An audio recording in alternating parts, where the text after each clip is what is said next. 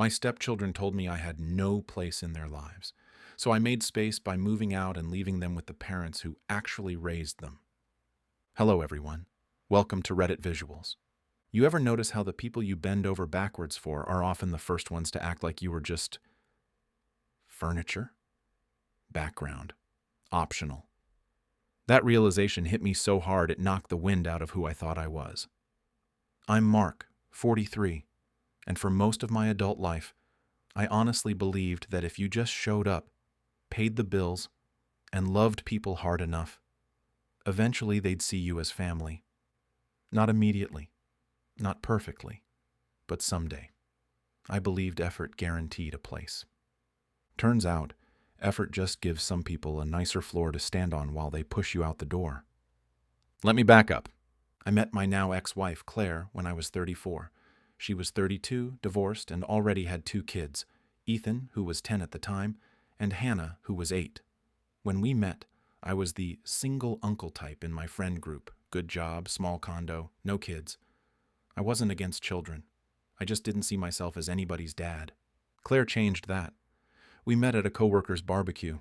She was standing by the grill arguing, politely but firmly, with the host about how he was under-seasoning the burgers.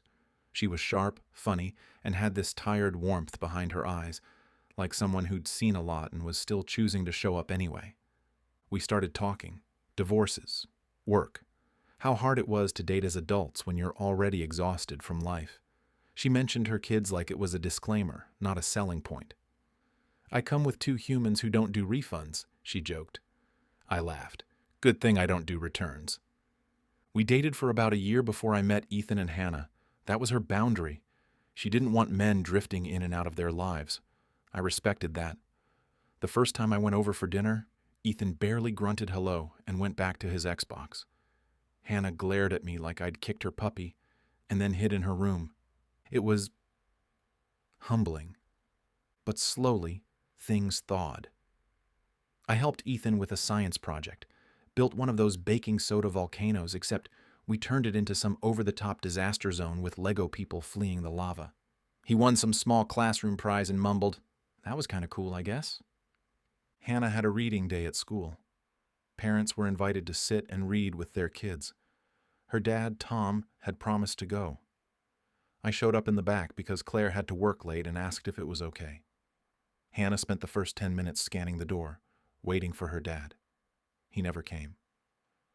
At some point, she scooted closer to me and slid her book into my hand. "Can you read the voices?" she whispered. So I did. Those were the bricks we started with.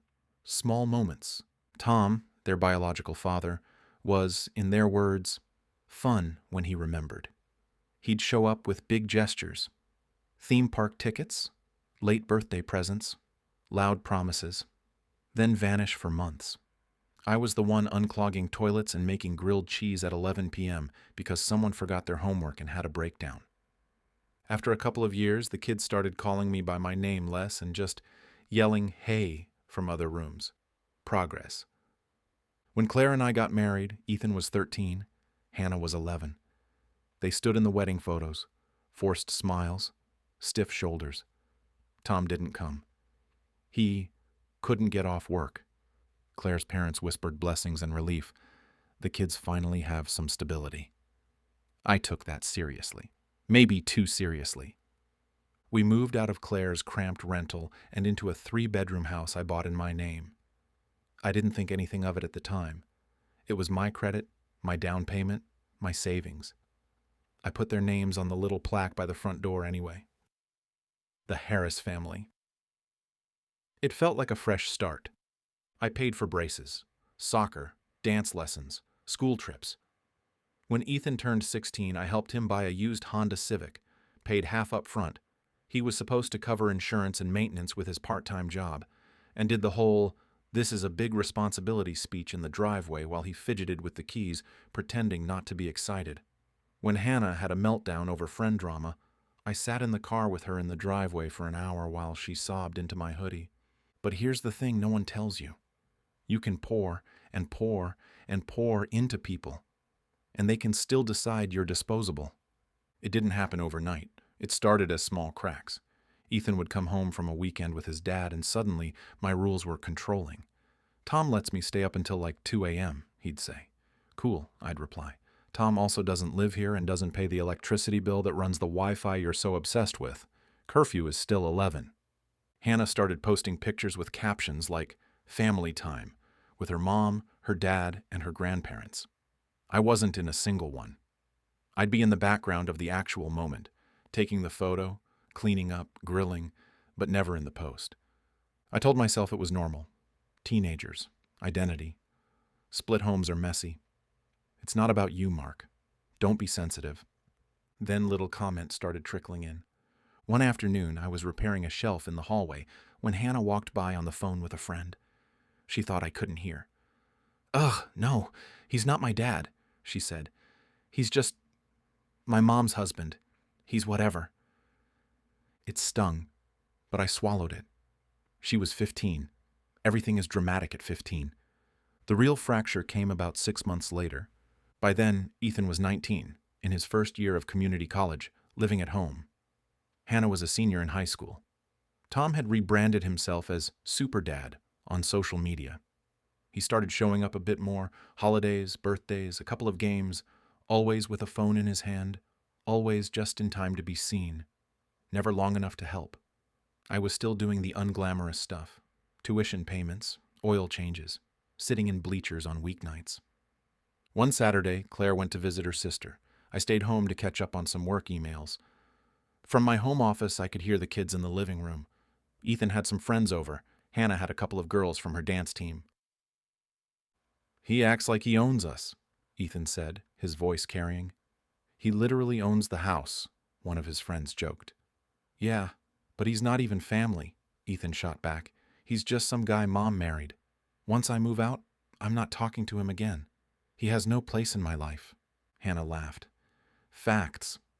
I told my therapist that. Like, my real family is Mom, Dad, and Nana and Pop. Mark's just there. He doesn't get a say in anything important. He needs to chill. My hands went cold. It wasn't the fact that they didn't see me as Dad. I'd made peace with that a while back. But hearing he has no place in my life from a kid whose cavities I paid to fill and whose science projects I stayed up until 2 a.m. helping with, that cut deep. I stood in the doorway for a second, unseen, watching them laugh. They looked so comfortable dismissing me, like they'd practiced this script together. I didn't confront them in the moment. That's important. I didn't storm in. I didn't yell. I just went back to my office, sat down, and stared at the wall. No place. Those words kept echoing in my head for weeks. I started noticing things I'd been blind to before. The way Ethan would ask me for money but wouldn't look me in the eye when he said thanks. The way Hannah would tell Claire about her day but go silent when I walked into the room. The way neither of them ever asked how I was doing, what I was working on, if I needed anything. I was an ATM with a heartbeat, a chauffeur with a checkbook. Present, but invisible. Then came the dinner that changed everything. We were sitting around the table, me, Claire, the kids. It was one of those fragile family nights Claire insisted on, where everyone pretends they're not on their phones by hiding them under the table. Ethan casually mentioned that he was thinking about taking a semester off school to find himself and maybe move in with Tom. Absolutely not, I said. You want to take a gap semester, fine, but you're staying here, working, and paying some kind of rent. I'm not funding you to sit around in your dad's apartment playing video games. He rolled his eyes. It's my life. You don't get a say. Yes, I said evenly. As long as I'm paying for your tuition and you're living under my roof, I do. That's when Hannah jumped in, eyes flashing. Why do you always act like that? She snapped. You're not our dad, Mark. You're just Mom's husband. You have no place in making decisions about our lives. There it was again. No place. The table went quiet. Claire stared at her plate. I looked at Claire. You agree with that? She hesitated, then said the sentence that finished something in me. I just think sometimes you forget they already have a father. Not a single word about everything I'd done. Not one correction. Not, that's disrespectful. Just a soft landing for their cruelty. I felt something in my chest click over from hurt to clarity. Okay, I said, standing up. Got it. Ethan smirked, thinking he'd won the argument. Hannah rolled her eyes. Claire sighed like I was being dramatic. To them, it was just another tense dinner. To me, it was a verdict. No place. That night, I lay awake thinking about all the things I'd quietly built my life around. Their schedules, their preferences, their futures. I had shifted jobs once to avoid travel so I wouldn't miss Hannah's dance competitions. I'd passed on a promotion because it meant relocating and Claire didn't want to move them away from their school district and their dad. I'd made myself small in a house I paid for to keep everyone else comfortable, for people who believed I had no place. The next day, I started making a plan. Not a revenge-fueled fantasy, a boundary, a clean one. First, I pulled up my finances. Our house was in my name. I had paid the entire down payment, every mortgage payment, most of the utilities. I checked the car loan on Ethan's Honda. My name. Hannah's pending college fund. My account. Then I called a therapist. Not for them. For me. Because if I was about to blow up my life, I wanted to make sure I wasn't acting out of a moment of rage, but out of something like self-respect. I walked my therapist through everything. She listened quietly and then asked one simple question that lodged in my brain. If they believe you have no place, why are you working so hard to hold space for them? I didn't have an answer that didn't make me sound like a martyr. That night, after the kids went to their rooms, I asked Claire to sit with me at the kitchen table. She looked wary, like she expected round 2 of the dinner fight. It's not a fight, I said. It's logistics. I slid a folder across the table.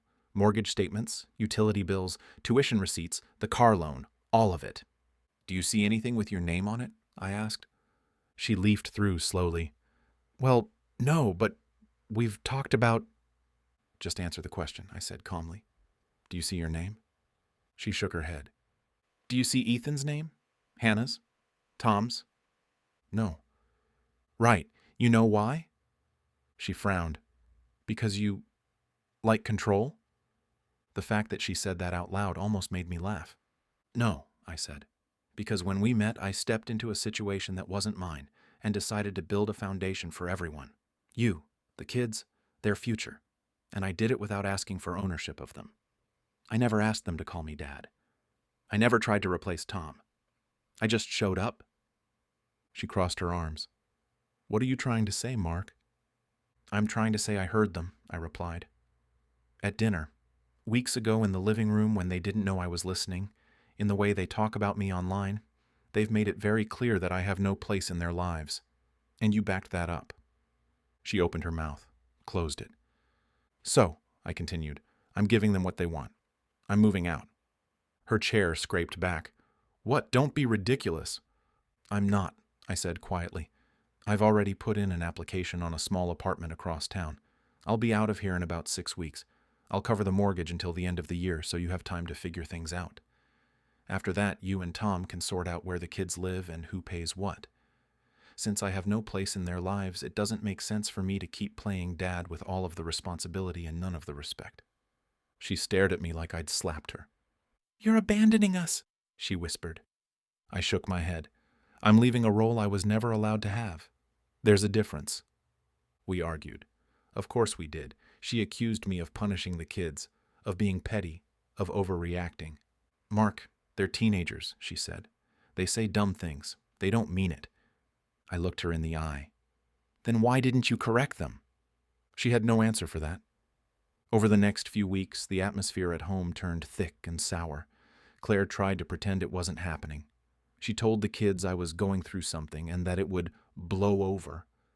I didn't fight that narrative. I just quietly packed a box or 2 every night and stacked them by the office door. Eventually, Ethan noticed. Why are your books in boxes? He asked one afternoon. Because I'm moving, I said. He laughed. Yeah, okay. I'm serious, Ethan. The color drained from his face. Wait, what? Why? You told me I have no place in your life, I replied evenly. I'm just aligning my actions with your words. He stared. We were just mad. People say things when they're mad. I know, I said, and I've spent years absorbing those things. I'm done. He stormed off, slamming his door. Hannah heard it from him, of course. She came into the office a few hours later, arms crossed so tight her knuckles were white. "You're being dramatic," she said. "People move out when they get divorced. You and Mom aren't divorcing." I held her gaze. "We haven't discussed divorce yet, but I am stepping out of the fake dad role you all have shoved me into. You made it clear I don't get a say in your lives, that I'm just Mom's husband. Okay, so I'm gonna live like that's true." Her eyes filled with tears, but they were angry tears, not sad ones. "Fine," she spat. "Go, see if we care." Spoiler, they cared, just not the way they thought they would. Move-out day came faster than any of us expected. I loaded my boxes into a friend's truck. My office, my tools, my clothes, a couple of sentimental kitchen things. I left the couch, the TV, most of the furniture. I wasn't trying to strip the house. I was just leaving. Claire watched from the doorway, arms wrapped around herself. "You don't have to do this," she said quietly. "I know," I replied. "I'm choosing to." "Where does this leave us?" I paused. "That depends. Do you want a husband you defend and partner with? Or a walking wallet your kids can spit on without consequence? Because I refuse to be the second." She didn't answer. That silence was its own answer. At my new apartment, a small place with ugly beige carpet and thin walls, I felt something I hadn't felt in years. Space. Not physical. Emotional. No one was arguing in the next room. No one was calling for me only when there was a problem. The first night, I slept on a mattress on the floor surrounded by boxes and woke up smiling. That shocked me. The fallout didn't take long. 3 weeks after I moved out, I got my first late-night call from Claire. "Mark," she said, voice tight, "Ethan's car broke down on the highway. Can you—" "No," I said gently. "I can't." Silence. "You just let him sit there." "Tom is his father," I replied. "You've all made it clear he's the one who should be the primary parent. Call him." She hung up on me. An hour later, I saw a post pop up on Hannah's Instagram story because, yes, I still followed them. A blurry photo of Ethan sitting on a curb at night, tow truck lights in the background, captioned with just a single red flag emoji. I didn't take the bait. A month later, Claire called again. "We're behind on the electric," she said. "Just this month. I'll pay you back." "Claire," I said calmly, "I covered the mortgage through December, like I promised. I'm not your safety net anymore. You and Tom need to work this out." "Tom doesn't have the money." "Then you'll need to figure it out together," I said. "That's what co-parents do." I could practically hear her grinding her teeth through the phone. The kids tried their own tactics. Hannah sent me a long text essay about how she never asked me to step up and didn't owe me anything, and how my leaving proved she was right not to trust me. I stared at the screen for a long time before responding with exactly one sentence. "I believe you." She replied with a string of messages. "That's not what I meant, and wow, and you're so manipulative." Then nothing. Ethan went quiet for a while, which honestly hurt more. He had always been more distant, less dramatic. His silence felt like an actual goodbye. Then slowly, things started slipping out through mutual friends. Tom's fun dad apartment was a 2-bedroom shared with a roommate. When Ethan stayed there, he slept on a broken futon in the living room. Tom worked odd jobs and still forgot to show up for things half the time. Claire picked up extra shifts but was drowning. The house I'd kept running like clockwork, lawn mowed, gutters cleaned, repairs done immediately, started falling apart. A pipe burst in the basement and sat unfixed for 2 weeks because no one knew how to handle it, and Tom said he was too busy. Hannah went to stay with Claire's parents for a bit after a fight at home about chores. Nana and Pop were loving but old school. No DoorDash 3 times a week, no skipping school, no rolling into the house at midnight without consequences. The first real crack came one rainy Thursday night when my phone lit up with Ethan's name. I almost didn't answer, but I did. "Hey," I said. He didn't launch into accusations or sarcasm. He just breathed on the line for a second. "Hey," he said finally. His voice sounded smaller. My shift ended early and the buses are screwed because of the storm. Mom's at work. Tom's phone is off. Can you give me a ride?" I stared at the ceiling. Every instinct in me wanted to grab my keys. Old habits die hard, but boundaries matter more than momentary relief. "I'm not your emergency contact anymore, Ethan," I said quietly. "Your words, not mine." He exhaled sharply. "So, you're just going to let me walk home in the rain?" "You're 19, I replied. "You're capable of figuring something out. Call a rideshare, ask a coworker, wait for the bus. You're not helpless. You're just used to me fixing everything." There was a long pause. Then I heard it. Not anger, but something else. A crack in his certainty. "Why are you doing this?" he asked, and his voice actually shook. "Because I spent 8 years showing up for someone who openly declared I had no place in his life," I said. "I finally believe you." He hung up on I won't pretend I felt heroic. I sat on the couch afterward, heart pounding, fighting the urge to drive around until I found him. But I didn't. Sometimes the kindest thing you can do for people who refuse to see you is step out of their line of sight. It took months for anything resembling reflection to show up. Most of that time was quiet. I went to therapy. I reconnected with friends. I stopped building my schedule around other people's moods. I started volunteering on Saturdays at a local youth center, teaching kids how to use basic tools and fix things, skills I'd been trying to teach Ethan for years. Those kids looked at me with more gratitude in one afternoon than my family had shown me in months. Then, one afternoon, there was a knock on my apartment door. I wasn't expecting anyone. When I opened it, Hannah was standing there. No eyeliner, no curated outfit, just a hoodie and jeans. She looked smaller, somehow, younger. "Hi," she said. "Hi," I replied. I stepped aside. "You can come in."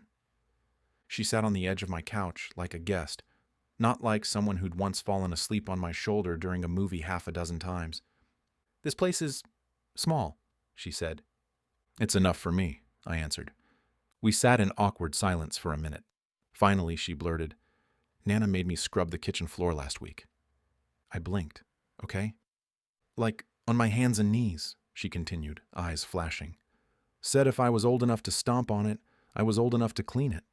She kept saying how Mark always kept the house spotless and how I never appreciated it." I couldn't help it. I laughed. An actual laugh slipped out. Hannah glared at me. Then the corners of her mouth twitched, too. "They talk about you a lot," she admitted. "Like, in a good way. Mom, too, sometimes, when she's not mad." "I'm sure she's mostly mad," I said. "Yeah," Hannah said, "but she also says she took you for granted. That we all did." I stayed quiet. Hannah picked at a loose thread on her sleeve. "I said some really awful things." "Yes," I said, "you did." "I was angry," she said. "At Mom, at Dad, at life, I guess.